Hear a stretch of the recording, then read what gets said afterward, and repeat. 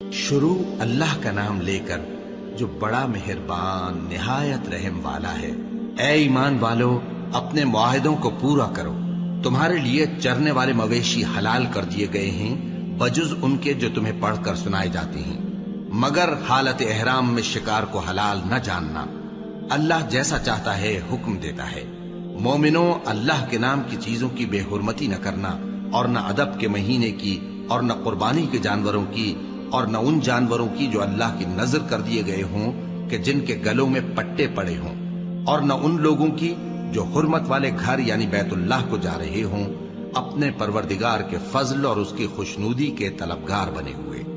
اور جب احرام اتار دو تو پھر اختیار ہے کہ شکار کرو، اور کچھ لوگوں کی دشمنی اس وجہ سے کہ انہوں نے تم کو مسجد حرام سے روکا تھا تمہیں اس بات پر آمادہ نہ کر دے کہ تم زیادتی کرنے لگو۔ اور دیکھو، نیکی اور پرہیزگاری کے کاموں میں ایک دوسرے کی مدد کیا کرو، اور گناہ اور ظلم کی باتوں میں کسی کے ساتھ تعاون نہ کرو، اور اللہ سے ڈرتے رہو۔ کچھ شک نہیں کہ اللہ کا عذاب سخت ہے۔ تم پر مرا ہوا جانور اور بہتا لہو اور سور کا گوشت اور جس چیز پر اللہ کے سوا کسی اور کا نام پکارا جائے، اور جو جانور گلا گھٹ کر مر جائے، اور جو چوٹ لگ کر مر جائے، اور جو گر کر مر جائے، اور جو سینگ لگ کر مر جائے، یہ سب حرام ہیں۔ اور وہ جانور بھی جس کو درندے پھاڑ کھائیں، مگر جس کو تم مرنے سے پہلے ذبح کر لو، اور وہ جانور بھی جو غیر اللہ کے آستانے پر ذبح کیا جائے، اور یہ بھی کہ پانسوں سے قسمت معلوم کرو۔ یہ سب گناہ کے کام ہیں۔ آج کافر تمہارے دین سے نا امید ہو گئے ہیں تو ان سے مت ڈرو اور مجھی سے ڈرتے رہو۔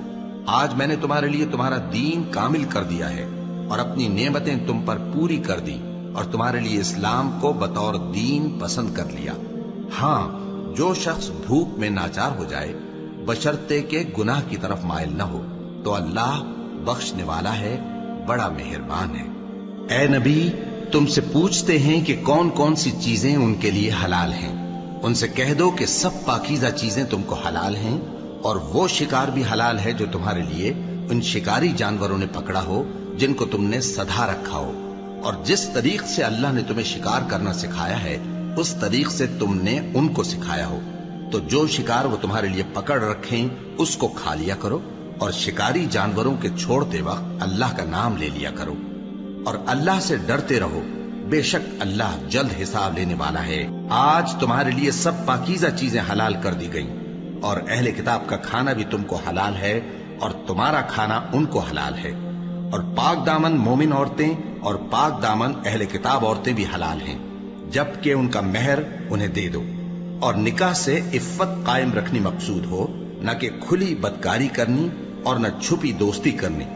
اور جو شخص ایمان کا منکر ہوا اس کے عمل ضائع ہو گئے، اور وہ آخرت میں نقصان پانے والوں میں ہوگا۔